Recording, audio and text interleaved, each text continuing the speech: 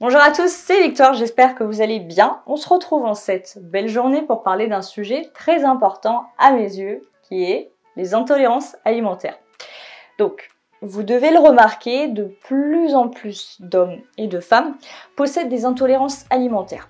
Et vous-même avez certainement peut-être déclenché des intolérances que vous n'aviez pas avant. Et aujourd'hui, je vais vous expliquer ce que c'est, d'où ça vient et comment y remédier.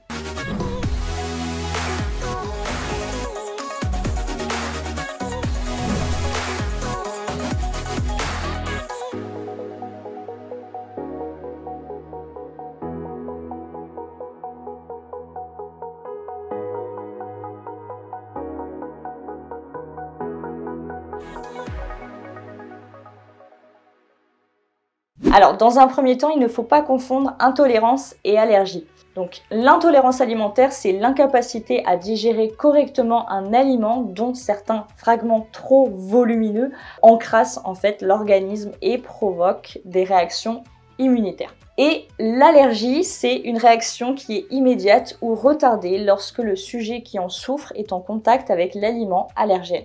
Il faut une fois de plus zoomer sur la flore intestinale parce qu'elle est vraiment maître de tout. Alors, si vous ne le saviez pas, la base de notre flore est acquise lors de l'accouchement au moment du passage vaginal.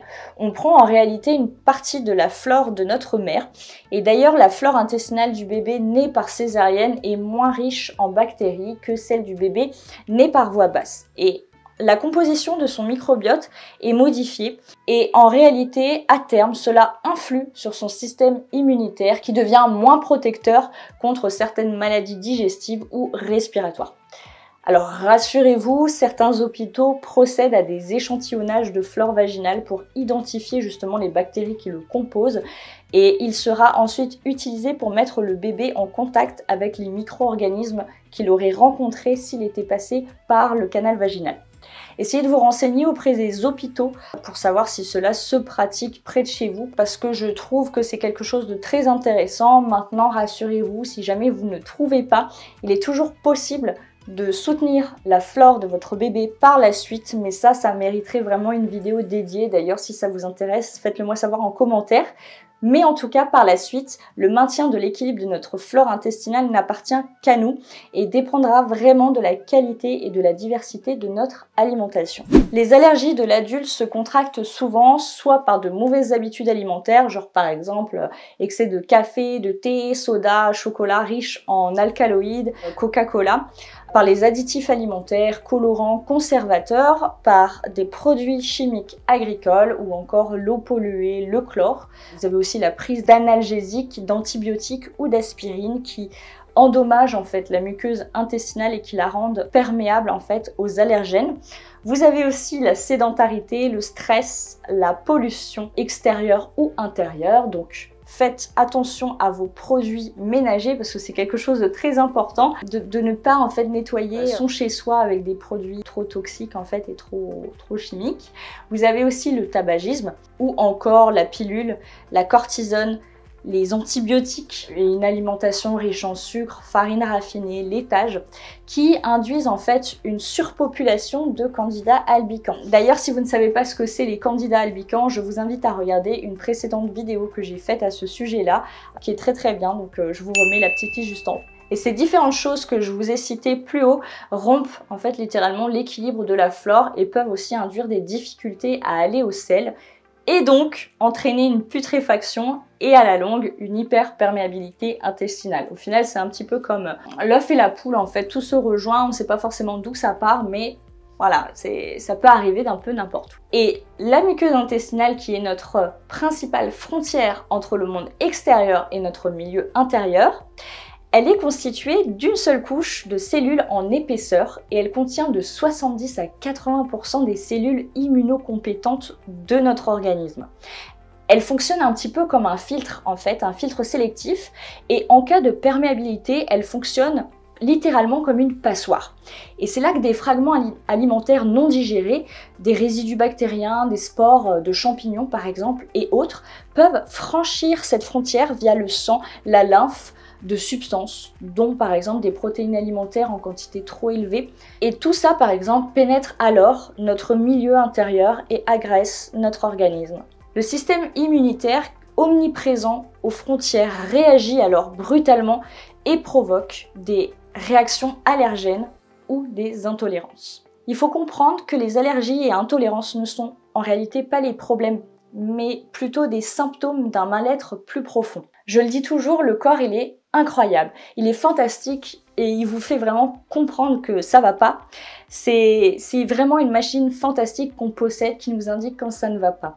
Donc voici quelques conseils pour rétablir l'équilibre de notre flore. Je vous préviens, le temps que l'équilibre se remette en place et que le corps se nettoie, il peut arriver des crises d'élimination. Ça peut être observé, donc voilà, c'est pas que les changements que vous faites ne fonctionnent pas, bien au contraire, c'est que ça fonctionne, il faut juste s'accrocher et perdurer. À titre indicatif, par exemple, quand je parle de crise d'élimination, donc ça peut être une éruption de boutons qui peuvent gratter, ça peut être des espèces de diarrhée ou ce genre de choses-là, donc voilà, c'est souvent notamment la réaction, la chose que j'entends le plus, c'est oui, je suis passée à l'alimentation vivante, oui, je mange de plus en plus cru, oui, je fais attention à ce que je mange et pourtant j'ai la diarrhée, je comprends pas. Donc voilà, rassurez-vous, c'est tout à fait normal, c'est vraiment une transition. Donc le conseil numéro 1, je pense que je vais vous saouler avec ça, mais c'est vraiment le fait de passer à l'alimentation vivante. Donc quand je dis alimentation vivante, c'est une alimentation naturelle, brute, non transformée. En fait, en réalité, une alimentation proche de ce que nous avons connu en réalité durant la plus longue période de notre évolution et qui nous a finalement protégés des allergies et des réactions immunitaires actuelles. Et rien que par sa dimension alcanisante, l'alimentation vivante, elle est déjà hypoallergique. Si ça ne vous parle pas et que vous ne savez pas ce que c'est, je vous invite fortement à télécharger ma formation gratuite d'une semaine en alimentation vivante pour en savoir plus. Et il vous suffira de cliquer sous les informations de cette vidéo pour pouvoir la télécharger gratuitement. Le conseil numéro 2 sera de consommer des aliments pré- et probiotiques.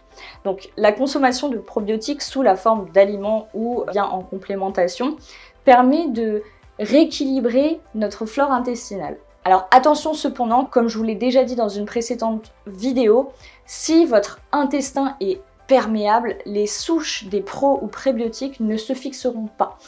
Ça sera vraiment un effet à court terme. Rien ne sert donc d'acheter des compléments pré- ou probiotiques si vous ne respectez pas le passage à une alimentation vivante, à une alimentation adaptée à votre corps. Donc ça sert à rien d'acheter des compléments si en gros vous ne respectez pas le point numéro 1 que je vous ai donné dans la vidéo. Ça c'est vraiment la base des bases. Et le troisième point, c'est si besoin, effectuer des jeûnes ou des purges si l'énergie vitale est suffisante. Voilà, il est possible de pratiquer le jeûne ou des purges. Ces procédés, en réalité, je vous en parle souvent sur Instagram et on me pose beaucoup de questions par rapport à ça parce que ce sont des choses auxquelles je crois, des choses que moi-même je pratique, que j'applique et des choses que je peux conseiller. Maintenant, c'est assez compliqué en fait de le conseiller là comme ça, je peux pas vous le conseiller dans une vidéo, mais je vais vous expliquer un petit peu ce que c'est. Donc ce sont des procédés qui permettent d'aider votre corps à se nettoyer et à se régénérer, notamment grâce à son système d'autophagie naturelle. Donc, je le redis, attention, si ces procédés vous sont totalement inconnus, ça ne doit pas être réalisé seul. Vous devez les réaliser de manière accompagnée. Donc, renseignez-vous auprès d'une personne formée à ça, que ce soit moi ou que ce soit quelqu'un d'autre. Vous pouvez regarder les personnes qui ont été formées, notamment par Irène Grosjean, c'est elle qui m'a formée. Elle a formé d'autres personnes à ça. C'est une femme incroyable et vous pouvez même passer par elle directement si vous le souhaitez. Donc, il n'y a pas de secret. La base, c'est ça. Et c'est vraiment, mais vraiment le point 1 le plus important parce que sans le bon carburant, une voiture elle avance pas ou alors elle va avancer mais elle aura que des problèmes. Donc il vous faut vraiment le bon carburant pour aller bien. Et au final, le bon carburant, c'est ce que vous allez ingurgiter. Donc ça, c'est très important de le comprendre. Mais malgré tout, je peux vous donner quelques petits conseils naturels pour vous aider justement dans cette transition qui n'est pas forcément agréable pour tous. qu'on se l'accorde. Donc la première chose que vous pouvez mettre en place, par exemple, ça sera de consommer de l'aloe vera. Donc l'aloe vera possède en tout 92, si je dis pas de bêtises, 92 enzymes et contribue à la digestion et à l'assimilation des nutriments. Donc il est riche en acides aminés, en minéraux, en oligo-éléments et vitamines et surtout il reminéralise. Il est aussi antibiotique naturel, antifongique naturel et c'est aussi un anti-inflammatoire et intensément régénérant. Donc ça fait beaucoup de choses, je vous l'accorde. Il s'est vraiment montré efficace par exemple en cas de maladie inflammatoire de l'intestin parce qu'il cicatrise et il purifie l'appareil digestif. Il active aussi les enzymes du pancréas et normalise le taux de cholestérol. Donc l'aloe vera, c'est formidable, vous pouvez l'acheter pur en magasin bio, voilà. Consommez-le toujours bio, c'est ce que je préconise. Astuce numéro 2, c'est... Je vais encore vous en parler, mais j'adore ça, j'ai foi en ce produit-là, en cet acide aminé, c'est la glutamine. Donc, la glutamine, c'est un acide aminé qui joue un rôle en fait dans la synthèse des protéines, la protection immunitaire, la restauration des muqueuses intestinales et il participe à l'équilibre acido-basique justement de l'organisme. Donc, à hauteur de 0,9 g par poids de corps, la glutamine contribue efficacement à la restauration de la paroi intestinale. C'est quelque chose de formidable. J'ai observé des résultats incroyables, que ce soit sur moi-même quand justement j'avais une candidose intestinale ou sur des élèves ou des amis. Enfin voilà, c'est quelque chose d'incroyable. La troisième astuce réside dans le fait de consommer du Clamat. Donc, la suppression des aliments inflammatoires est une étape nécessaire dans le chemin du mieux-être, comme je vous l'ai dit. Mais parfois, elle n'est pas forcément suffisante. Et c'est là que le Clamat intervient. Parce que le Clamat, c'est quoi? Je vais vous expliquer ce que c'est, ça va être plus clair. Le Clamat, c'est une cyanobactérie donc, qui est considérée comme une micro-algue, donc une toute petite algue. Elle est cousine de la spiruline et de la chlorelle, donc chlorelle, chlorella. Et en réalité, c'est un puissant anti-inflammatoire et c'est un excellent allié contre la porosité intestinale. Elle contient l'ensemble des acides aminés, y compris la glutamine en quantité très intéressante et celle-ci est entre autres une des sources d'énergie principales des cellules de la muqueuse intestinale. Donc je ne sais pas si vous connaissiez le Clamat, mais là vous êtes au courant de ce que c'est. La quatrième astuce est de consommer du curcuma. Donc je pense que vous le voyez de plus en plus le curcuma parce que c'est une épice qui n'était pas trop à la mode mais ça commence à... Enfin voilà, je dis que c'est une épice parce qu'on le voit souvent au rayon épices, mais voilà, en réalité c'est quoi le curcuma? C'est une plante ayurvédique utilisée pour ses propriétés digestives, ses vertus inflammatoires et antioxydantes. Le curcuma aide à maintenir l'efficacité du système immunitaire et il contribue au bon fonctionnement du système nerveux. Voilà, j'adore le curcuma et vous pouvez vous faire des super boissons avec un lait végétal, un petit peu de curcuma. Si vous aimez la cannelle, vous mettez de la cannelle, un petit peu de gingembre et c'est magnifique. Plus haut, c'est le soleil. Donc voilà, je pourrais vous donner énormément d'autres conseils en aromathérapie, en phytothérapie ou encore en gémothérapie. Mais ceux-là, ils sont assez généraux et ils pourront convenir à tous sans effets secondaires néfastes en fait. Donc voilà, c'est pour ça que je préfère m'arrêter là, c'est pour votre bien, pour pas qu'il y ait de problème avec certaines huiles essentielles ou quoi que ce soit. Mais si vous désirez des conseils plus poussés et personnalisés, n'hésitez pas à prendre contact avec Bibi, avec moi, via mon site internet pour un coaching personnalisé, un coaching Vitality. Donc voilà, la vidéo touche à sa fin. Je tenais à vous rappeler que l'ensemble des conseils naturopathiques que je donne ici gratuitement, donc à travers mes réseaux sociaux, ne comportent ni diagnostics médicaux, ni pratiques médicales, ni idéologie. Les conseils et techniques naturelles que j'apporte ici relèvent du domaine de la prévention, de l'accompagnement et plus généralement du bien-être. De plus, comme avec tout conseil et apprentissage que vous pourrez recevoir dans votre vie, je vous invite vivement à en faire votre propre expérience avant de juger ce qui est bon ou mauvais pour vous. Alors, allez-y, si un sujet vous intéresse, cherchez, étudiez, testez et ne vous arrêtez jamais à une seule étude ou une seule vidéo YouTube, que ce soit les miennes ou celles de quelqu'un d'autre.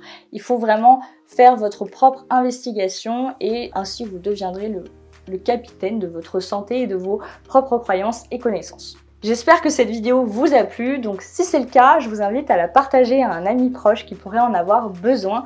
Ainsi, vous pourrez l'aider, vous aussi, parce que moi je suis vraiment persuadée, je le redis à chaque fois, mais je suis vraiment persuadée qu'ensemble on est plus fort, qu'on peut répandre plein de belles choses, donc de l'amour, de la santé, etc. Et plein de belles choses, je ne sais pas quoi dire d'autre, mais autour de nous, c'est très important. Je vous laisse, je vous souhaite une bonne journée, je vous fais des bisous et je vous dis à la prochaine vidéo.